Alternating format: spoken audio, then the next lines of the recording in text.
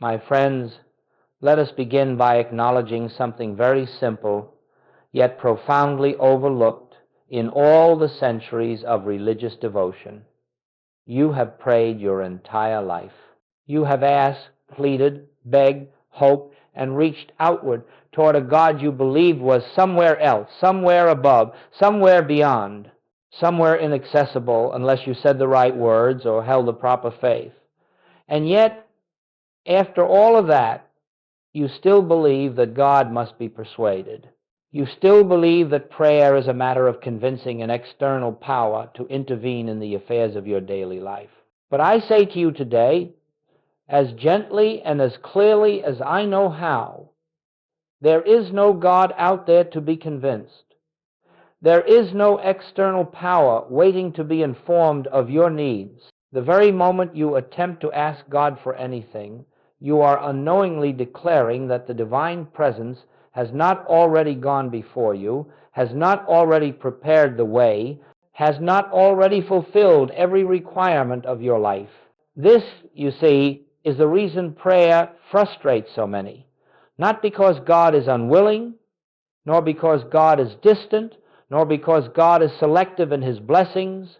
No prayer feels empty because it begins with a false premise that something is missing, that something must be added, that God must be awakened, stirred, or convinced. And as long as prayer begins in that state of separation, you will never discover its true purpose. Now, listen closely. The kingdom of God is not a place to reach, but a presence to recognize. It is not attained by asking, it is revealed by awareness. When we speak of prayer in the infinite way, we are not speaking of reaching outward. We are speaking of turning within, of becoming still enough to behold the activity of the presence that has forever been functioning as your very life. And so I welcome you into this class, not to teach you how to get something from God, but to help you realize that nothing has ever been withheld. What we are learning here is not a technique for gaining favors, but a way of awakening to what is already established in spiritual consciousness. As we go forward today, we will discover why so many prayers appear unanswered, and what happens in the very moment you stop asking, stop striving, and begin to recognize the divine presence already at work within you. We are learning how to live, not by effort but by grace, not by pleading but by listening, not by wanting but by knowing. Let us proceed together with an open heart, for what unfolds in these moments has the power to transform your entire understanding of prayer, of God, and of yourself. Now, as we continue, let us look more deeply into this matter of asking, for it is here that one of the greatest obstacles to spiritual realization is found. You see, the moment you ask God for something, you have created in your consciousness an image of two powers, a power called the problem and a power called God, which you hope will overcome the problem. And yet, my friends, the moment you accept two powers in your consciousness, you have stepped out of the kingdom. You have stepped into the realm of conflict, of duality, of struggle. Let me say this plainly. Every request you make to God affirms that God has not already done the work. The very act of asking secretly declares, I lack, I need, I am separate from the fullness of life. It is not the words that cause the difficulty. It is the consciousness from which the words arise. Asking God to correct something implies that God allowed an error. Asking God to heal implies that God permitted sickness. Asking God to provide implies that God withheld supply. You may not intend such thoughts, but asking contains them. This is what I mean when I speak of the great spiritual mistake, the acceptance of two powers. One power you call the condition, and the other you call God. But listen carefully. God has no opposing power. God has no rival, no adversary, no counterpart, all that appears as error, lack, discord, or disease is not a second power, it is only a mistaken sense of the one power. So when you ask, you are unknowingly bowing before the appearance, granting it authority it does not possess. You reinforce its seeming reality. You strengthen the illusion that there is something out there that must be fixed, improved, or corrected. And in that very moment, you lose the awareness of the one presence. This is why asking blocks receiving, not because God refuses to respond, but because your act of asking begins from separation, and separation cannot receive what unity has already given. Let me illustrate this. When you ask for abundance, you are confessing to yourself that lack is present. When you ask for healing, you affirm that disease has power. When you ask for peace, you acknowledge disturbance as real, and the mind will cling to what it acknowledges. But the infinite way teaches something entirely different. It teaches that there is only one power, and that this one power is already functioning, already fulfilling, already complete. Nothing needs to be added. Nothing needs to be changed. What is needed is recognition of the presence that has never stopped flowing through your life. And so when you ask God to intervene, you place God behind the situation, outside the situation, separate from the situation. But the truth is, God is the life of the situation itself. God is the substance of your being. God is the intelligence that maintains the harmony of your existence. There is no place where God ends and you begin. Therefore, asking becomes unnecessary. Not because you should avoid it, but because once you glimpse the truth of one power, you realize there is nothing to ask for. The answer was present before the question ever arose. The supply existed before the need appeared. The healing was established before the condition manifested. Let us then release the habit of petition, not by force, but by understanding. As soon as you perceive that asking affirms two powers, you will stop naturally, and in the stopping, you will feel a great weight lift, a deep peace enter, for you will have returned to the truth of one presence, one power, one life. This is the foundation upon which grace begins to operate. And now, having seen why asking creates a sense of separation, let us turn our attention to a truth far more beautiful, far more comforting, far more liberating than anything the human mind can conceive. It is this: the presence has already gone before you prayed, before you desired, before you feared, before the problem ever appeared in your sight. The activity of the infinite was already functioning at the center of your being. This is not poetry. This is not metaphor. This is spiritual law. Scripture tells us plainly, your Father knoweth what things ye have need of before ye ask. But humanity has never understood the depth of this statement. It has been interpreted as a promise that God will respond quickly if you ask correctly. But that is not what it means at all. It means that the need itself is only the appearance of a supply already provided. The need is not a request to God. It is the revelation that supply is already present in consciousness, awaiting recognition. My friends, the presence never begins working when you pray. The presence never waits for your words, your tears, your petitions. The divine activity is continuous, unbroken, eternal. It does not start and it does not stop. It simply is. And this is why when you turn within, when you become still, when you cease your frantic asking, something remarkable occurs. You begin to sense a harmony that was always there but unnoticed. You begin to feel a peace that was never absent but long ignored. You begin to realize that God is not coming to you, God is expressing as you. You see, the human mind believes that God must enter a situation from the outside, as though God were watching the events of your life from a distance. But the truth is, God is the life of the situation itself.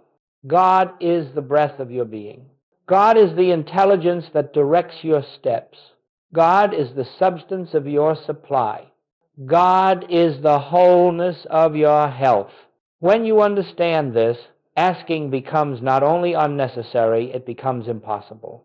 Not because you suppress the desire, but because the moment you turn inward, you perceive that everything you thought you lacked was already established within your consciousness.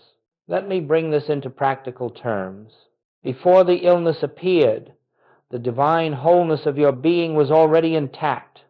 Before the financial challenge surfaced, the provision for your life was already present in spiritual form. Before the conflict arose, peace was already the reality of your being. The appearance of a problem is nothing more than your opportunity to discover what has always been true. And so I say to you, the presence has gone before you, not as something you must call forth, but as the ongoing activity of divine intelligence. This is why you can rest. This is why you can stop asking. This is why you can be still, because nothing you require is ever missing. It is simply awaiting your recognition. As we continue in this class, we will learn what real prayer is when it is no longer asking. We will learn how prayer becomes listening, listening for the divine impulse already present within us. Let us go deeper into this silence, for it is in the silence that the presence announces itself. And now, my friends, let us come to the heart of this entire message, the meaning of true prayer. For if prayer is not asking, if prayer is not petition, if prayer is not persuading God to act, then what is prayer? Prayer, in its purest form, is listening. Not speaking to God, but listening for God. Not reaching upward or outward, but becoming still enough to feel the movement of the Spirit within. You remember the ancient words, "Be still and know that I am God." This is not advice. This is instruction in the mechanics of spiritual realization. The stillness is not a pause before you speak. It is the prayer itself. In the stillness, the human sense of self begins to subside, and a deeper awareness comes forward, an awareness that does not think, that does not reason, that does not plead, but simply knows. True prayer is the opening of consciousness to the presence that is already here. It is the quiet recognition that the truth of your being is not separate from God's being. When you sit in silence, not trying to get, not seeking to achieve, not wanting to change anything, you create an atmosphere in which the divine impulse can make itself known. You see, you do not have to speak to God because God is not separate from you. There is no distance between the soul and its source.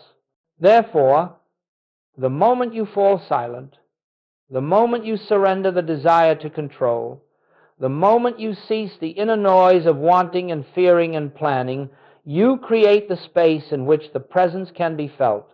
And the presence speaks not in words, not in thoughts, but in a deep peace, in a gentle assurance, in an inner stillness that says, without sound, all is well. I am here.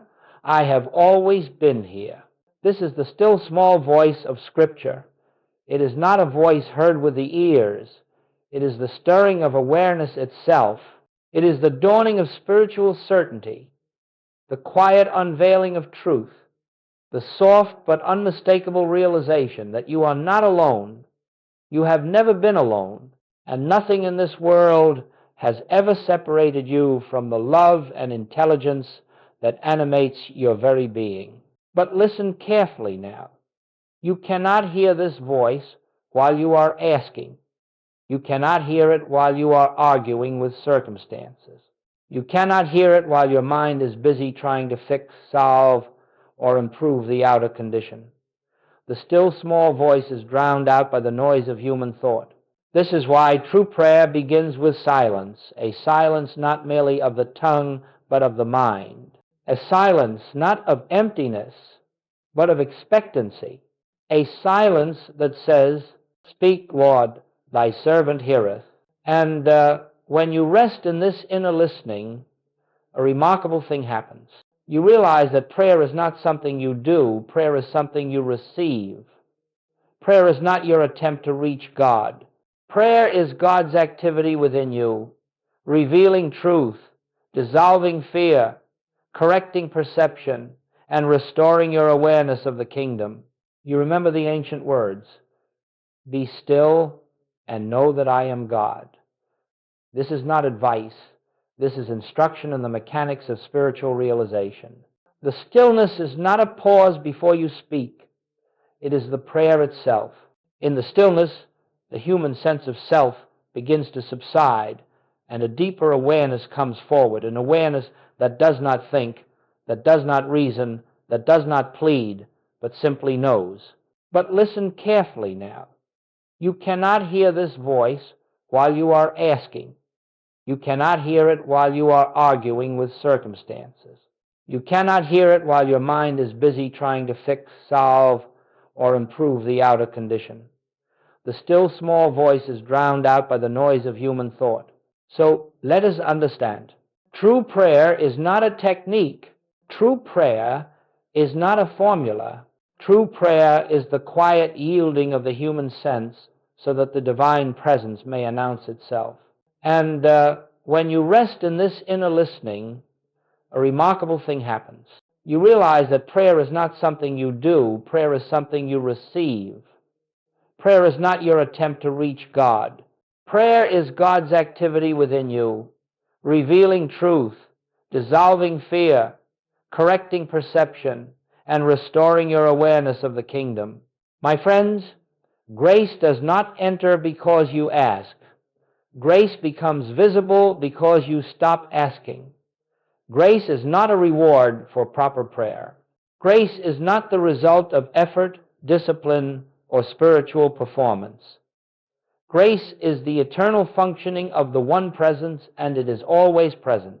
The only barrier to its recognition is the noise of human wanting. Let me say that again. Grace is never absent. It is only unrecognized. And asking blinds you to it, because asking declares a need where wholeness already exists.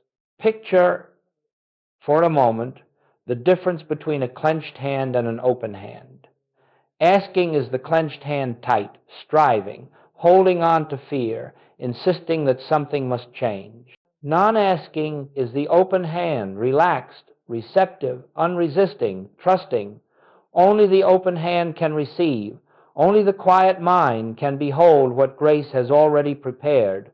But I want you to understand this more deeply. What you receive in grace is not something new. You are not receiving a fresh supply. You are not receiving a new healing. You are not receiving a sudden gift from heaven. Rather, you are becoming aware of the spiritual reality that has been true from the beginning. The outer effect may appear as healing, supply, harmony, direction, opportunity, but these are only forms. What is actually happening is that your consciousness is shifting from separation to oneness, and the outer world adjusts itself to mirror that recognition. This is why the moment you stop asking is the moment the outer begins to move without your manipulation. Solutions appear without strain. Inspiration rises without effort. Healing unfolds without mental work. Doors open without planning. Because the activity is not yours, it is the divine presence revealing itself as your experience. You see, the human mind wants to perform. It wants to fix, to adjust, to accomplish. But spiritual realization comes only when the human mind stands aside, when it ceases its struggle, when it stops announcing its needs, when it releases its self-appointed role as the one responsible for the universe. In that sacred pause, sometimes it lasts only a second, the presence announces itself, not in words, not in visions, but in a stillness so deep that it reverberates through every corner of your being. And in that stillness, without thought, without argument, without effort, it is done. It has always been done. This is the dawning of grace. This is the moment the spiritual universe becomes visible. This is the moment God takes over, not because God was absent before, but because you finally ceased interfering. And so I say to you, with all tenderness, do not try to bring God into your problems.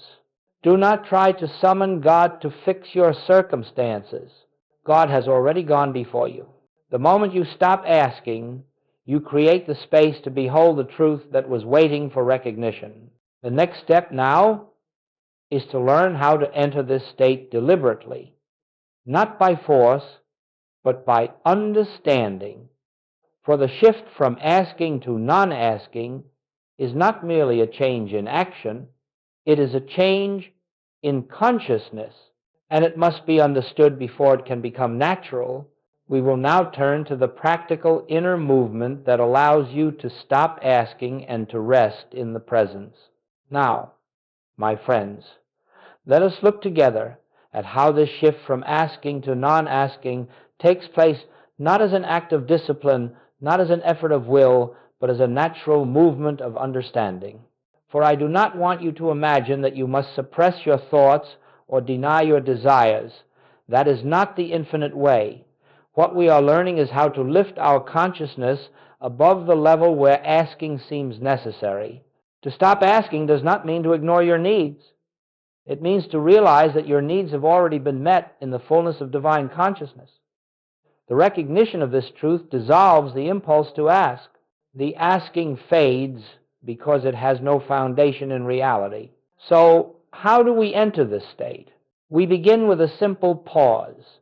When a fear arises, when a need appears, when the mind rushes to ask or beg or plan, stop for just a moment. Do not respond immediately. Do not reach for solutions. Allow yourself a breath of stillness.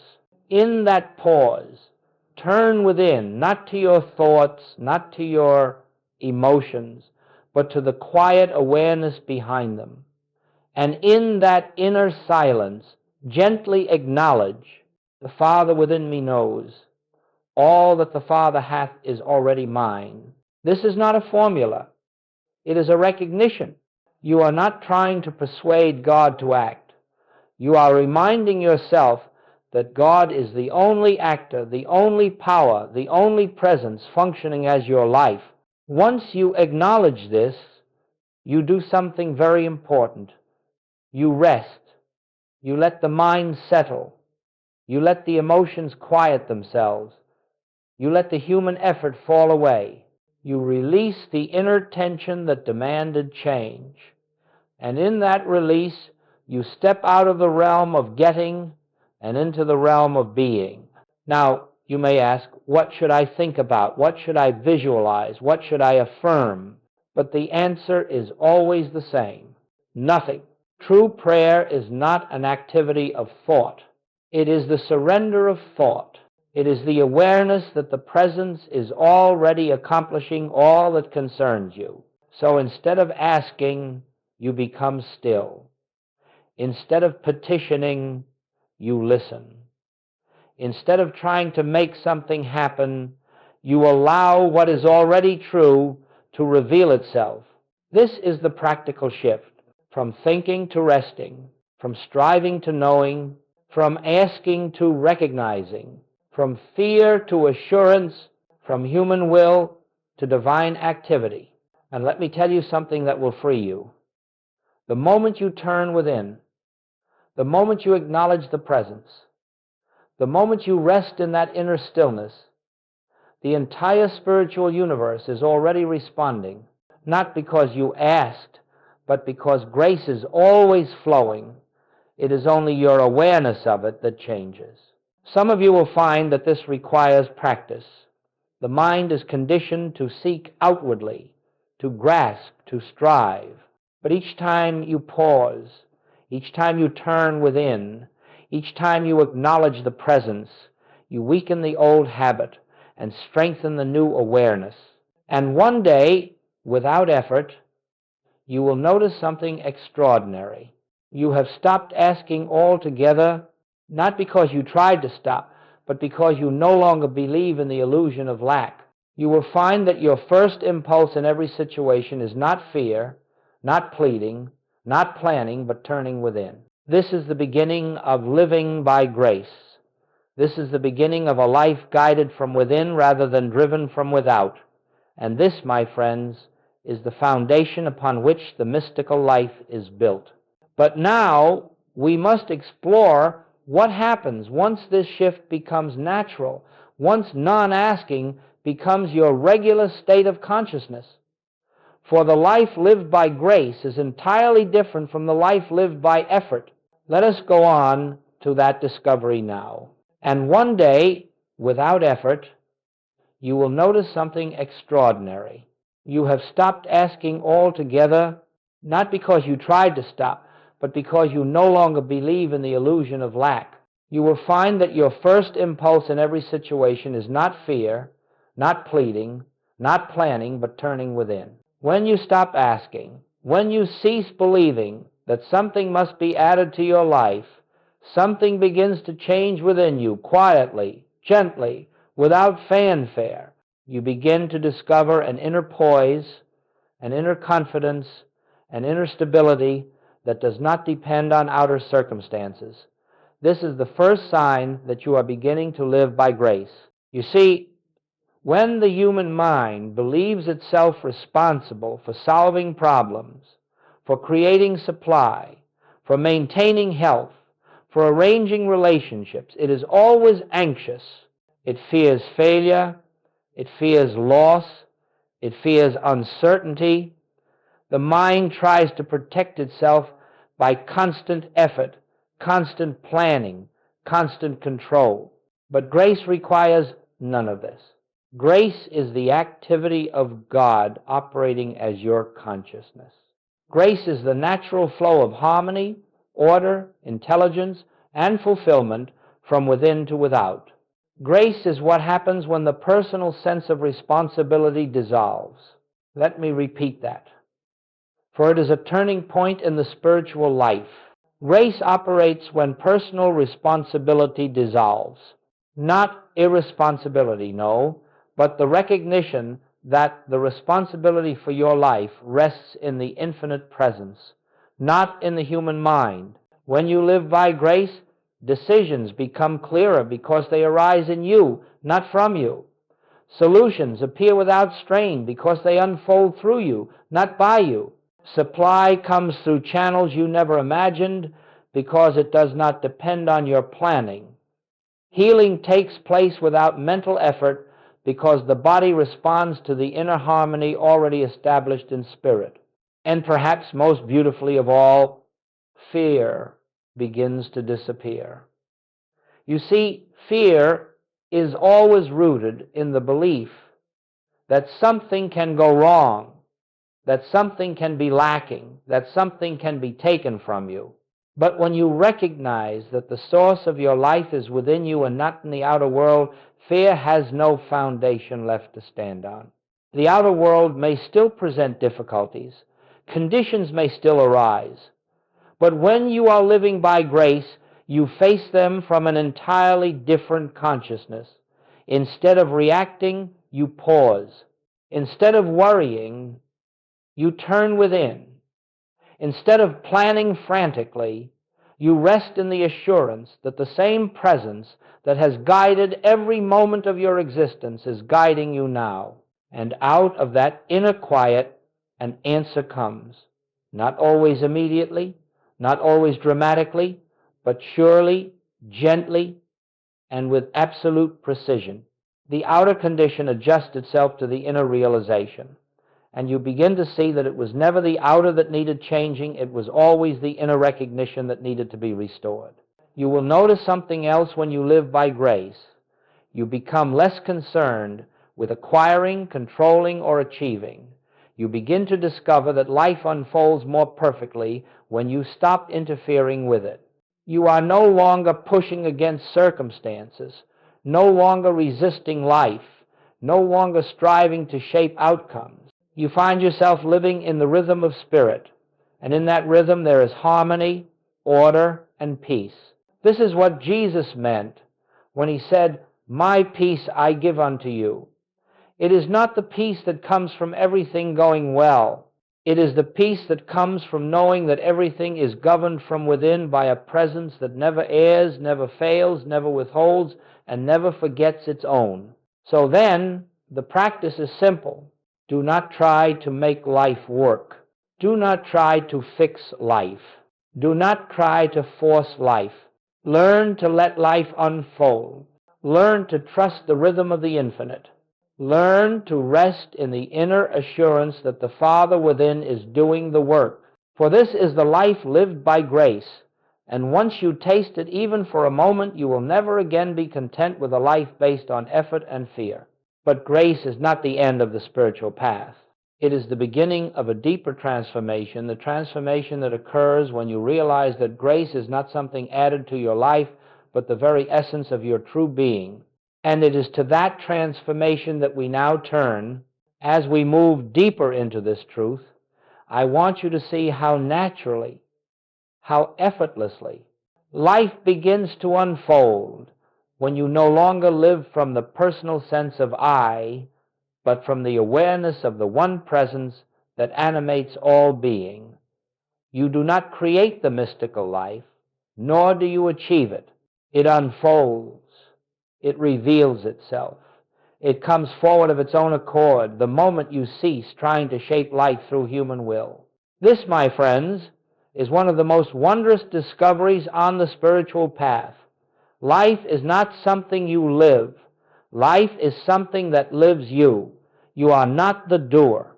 You are the instrument through which the divine activity expresses itself, and when the sense of personal responsibility dissolves, when the anxious, striving self no longer tries to manage, manipulate, or direct the course of events, then the inner harmony that has always been present begins to manifest outwardly in ways you could never plan, never foresee, never engineer. Decisions arise from intuition. Opportunities appear at the precise moment they are needed. People come into your experience who seem perfectly suited to the next step of your unfoldment. None of this is coincidence. It is the rhythm of spirit. It is the order of the infinite. It is the natural consequence of living in recognition rather than resistance. You may notice that the world around you changes, but in truth it is not the world that is changing, it is your consciousness. The outer is only the shadow of the inner. When the inner becomes still, surrendered, receptive, unified, the outer takes on that same quality of order and peace. The events of your life begin to carry a certain grace, a certain ease, a certain inevitability, as though everything is arranged by a wisdom far greater than your own. And so it is. When you live from the realization of one power, one presence, one life, everything begins to respond to that recognition. Conditions that once disturbed you lose their power. Circumstances that once frightened you no longer intimidate. Problems that once seemed overwhelming dissolve in the light of a consciousness that no longer believes in two powers. You begin to understand that nothing external has authority over you. The world no longer dictates your peace.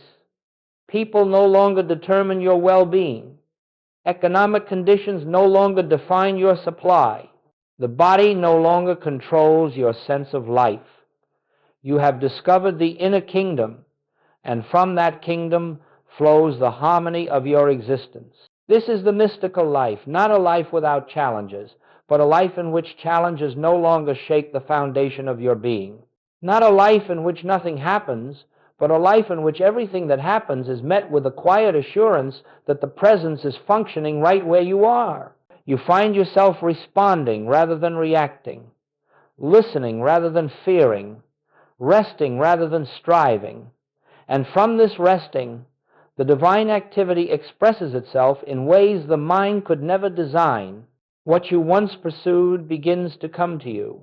What you once fought against begins to harmonize. What you once believed required effort now unfolds in silence. This is why the ancients spoke of the peace that passeth understanding. It is a peace not born of favorable circumstances, but of a consciousness that no longer depends upon them. It is the peace of knowing that the kingdom is within you, and therefore nothing essential can ever be taken from you. As this recognition deepens, something else occurs, something profound. You begin to see that the mystical life does not consist of greater achievements, greater possessions, or greater experiences. It consists of a greater awareness of God as the very essence of your being. And when this awareness becomes your abiding state, the outer world rearranges itself to reflect the inner truth. Harmony expresses, love flows, supply appears, health stabilizes, peace permeates. Not because you have forced these conditions, but because the consciousness that experiences them has awakened. This is the mystical life unfolding of itself, a life not achieved through effort, but revealed through surrender. And it is available to every one of us because it is the natural state of our being.